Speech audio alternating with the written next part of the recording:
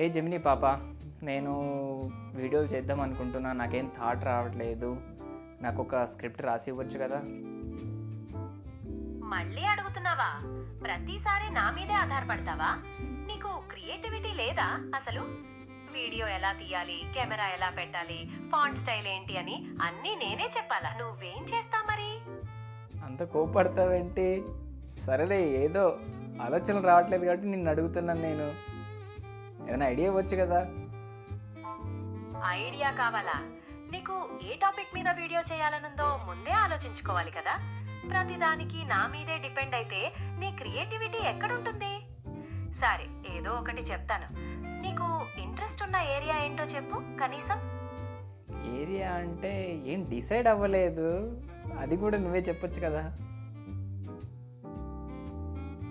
Decide అవ్వలేదా?